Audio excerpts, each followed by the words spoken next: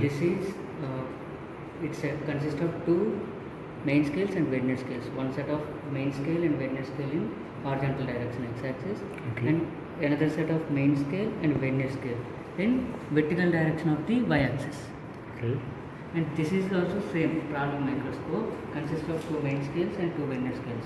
Same x-axis, there is no change in the x-axis, but there is a change in the y-axis, which is in the horizontal flat. So we can call it as z-axis. Z-axis, xz traveling microscope. This is generally used for the Newton rings. This type of traveling microscope will be used for the Newton rings, and this is general purpose to know the instrumentation. Newton rings. Yeah. Okay. It will be little bit difficult. Here in this. Okay. Complication, some little bit complication. Okay. Microscope is mainly used for Newton rings. Okay. This vernier scale is consist of two set of vernier scale. One is lower vernier scale, another one is upper vernier scale. The lower vernier scale range is 0 to 5 centimeters. You can see 0, 1, 2, 3, 4, 5. Okay. And upper vernier scale range is top one, 5, 6, 7, 8, 9, 10. Okay. Two vernier scales. And there are certain conditions when we should consider the lower vernier scale reading and upper vernier scale reading. Okay. There are two conditions. These are the measurements we will use to read the readings of the problem. Okay. Okay. The condition to consider the upper vernier scale is the zeroth line of the vernier should be after to the smallest separation line, which is 0.05 centimeter. Okay. In the remaining all cases, the vernier coincidence will be on the lower vernier scale, 0 to 5 centimeter. Upper like 7. On the top of 2 is mentioned as 7, right? This will be 7. So after that, again same VC into LC. Same like vernier curve. It should be multiplied with the least count. 0.001 centimeter. Then it will be 0.002. Then these both should be added. 11.75 plus 0.002 equals to 11.752.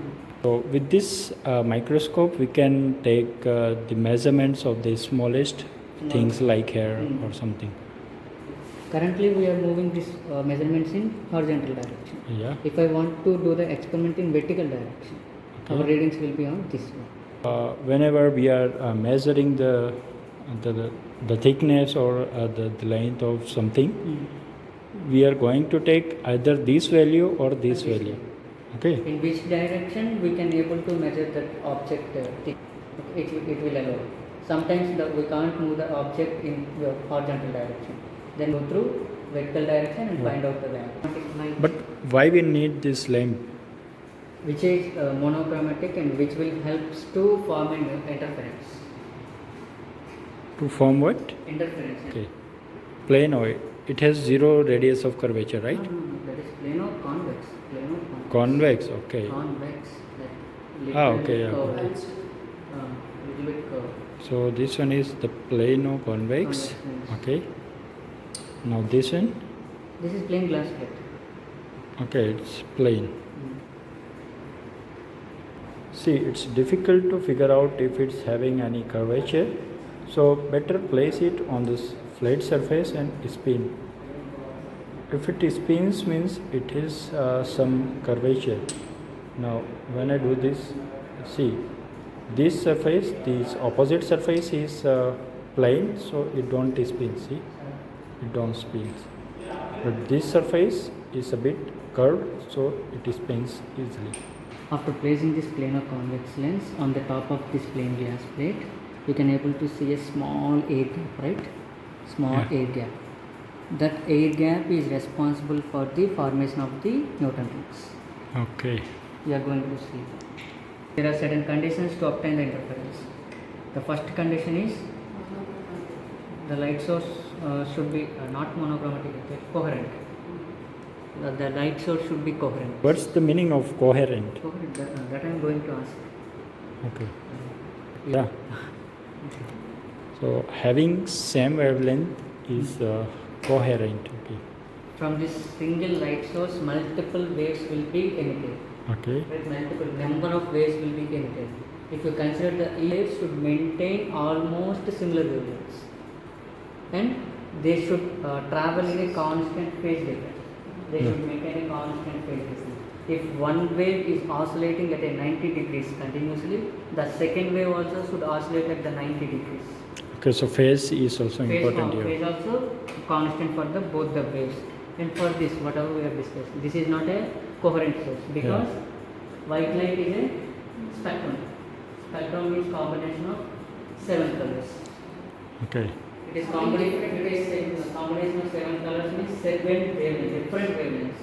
Then interference will not happen. The condition should be, the light source should be coherent. It is not coherent source. That's why interference will not happen. Okay. We can't use that light source. And one more coherent source is there, that is mercury vapor lamp. We can use mercury vapor lamp also instead of sodium vapor lamp. That is also coherent. So this one is the sodium vapor lamp. Vapor lamp. Okay. And this one is the mercury vapor lamp. And you can observe that is in white color. Yeah. Okay. Inside. Okay. Inside that light, the substance we are using mercury, and it is getting evaporated continuously, and it will get emitted only one color white.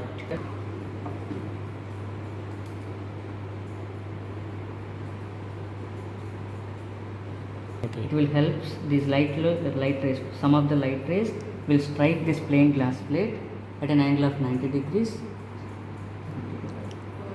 Convex lens at an angle of 90 degrees.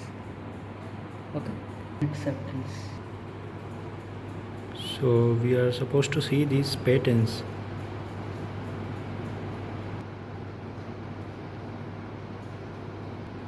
Okay, now you can see. Air film gap at the edges of the plano-convex lens, at these edges. Okay. And we are placing one more plain glass plate here at an angle of 90 degrees to the light source. This light rays to a 90 degrees angle. That one. Of these light rays will go and incident on the plano-convex lens at an angle of 90 degrees. Again. Light rays on the plano-convex lens at an angle of 90 degrees. And those light rays which are incidenting on the plano-convex lens at an angle of 90 degrees, those light rays only will responsible for the formation of neutrons. Those light rays only will participate in the interference. Some of the light rays directly will fall on the plano-convex lens, those will not responsible. Those light rays will not responsible. And due to this is a plano-convex lens, right? Some of the light rays will reflect, some of the light rays will refract. Travel through this one, and here also at the end also it is a glass. Some of the light rays will reflect and refract. Light refract. The refracted light rays will travel through this air gap and incident on this plain glass plate. Since this is, and whatever the light rays are refracting from the plano-convex lens, those two light rays will superimpose each other, will combine each other, and will result as this end will be result as a semicircle, and this other end will result as a semicircle. These both will combine, and we can able to see that microscope as a full concentric circles like this. YDSC experiment, acid double slit experiment, we will see the interference resultant as bands, bright fringe, dark fringe, in the formation of vertical direction, dark, bright, dark, bright, dark, bright, like this. It is called wedge shape, wedge shape. Okay. Due to this shape only, the interference pattern of the neutronics is in rings, circular. Okay, clear. And yeah. Now for these rings, whatever the circular rings we have found in this Newton rings, we are going to find out the diameter of the few number of the rings, specifically for the even number of the rings or for the odd number of the rings, 2, 4, 6, 8 like that, or 1, 3, 5.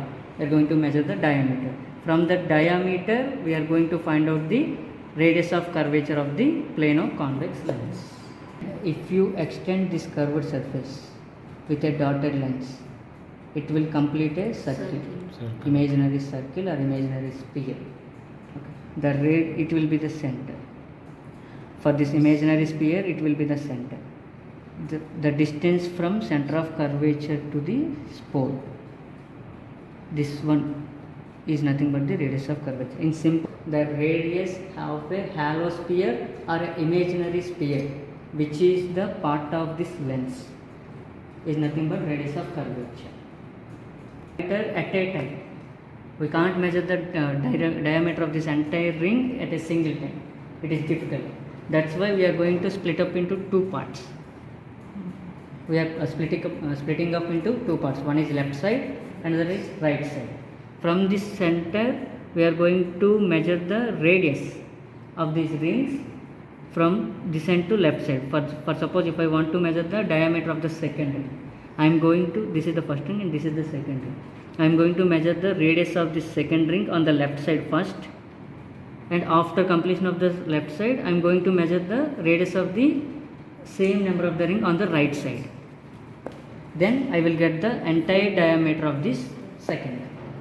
Like that, I am going to measure for the different number of the rings with the help of the traveling microscope. There are two black color lines. These two. Okay. These two lines of this microscope are calling as focus lines of the microscope. Lines. Sometimes in some microscopes they will be on plus symbol. In some microscope they will be on cross symbol. These two lines are called the focus lines of the microscope, traveling microscope. With the help of these focus lines only, we are going to find the radius of the lens. The intersection of these focus lines, they are intersecting here, right?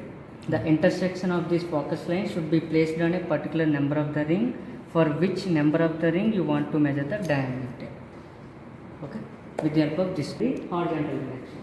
Then our readings will be on horizontal measuring scale and horizontal vernier scale.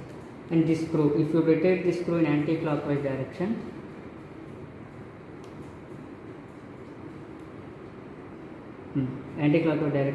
rings will move towards the anti-clockwise direction, rings will move towards the left side.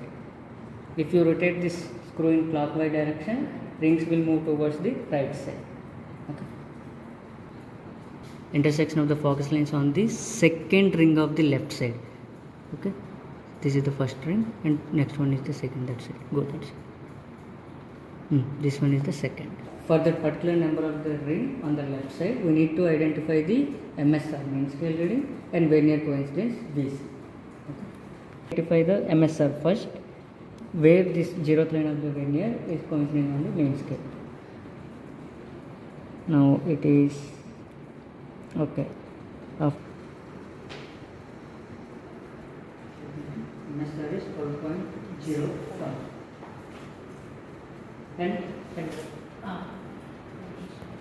and this is 12.05. Now our zeroth line of the vernier is in between 12 and 12.05. That means before to the smallest separation line. Then our vernier coincidence will be lower.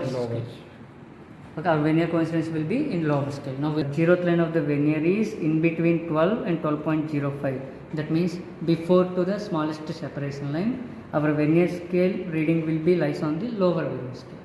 We need to identify that lower vernier scale reading in the vernier scale. For that one, MSR, main scale reading is 12.05, VC is 4, vernier coincidence is 4. It will be multiplied with the 0.001 least count, and we will get 0.004. And after adding these two, 12.05 plus 0.004, we will get 12.054. This is radius of the second number of the ring on the left side. Repeat for the 2, 4, 6 number of the rings on the left side.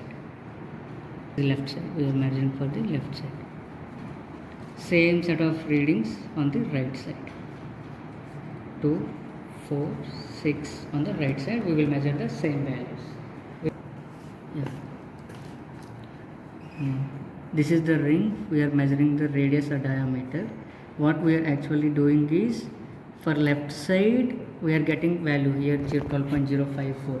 It is not the radius actually, it is the instrumental value of the left for this particular ring on the left side. And after measuring it for right side, we will get some value like for example 11.598 as the instrumental value for the right side.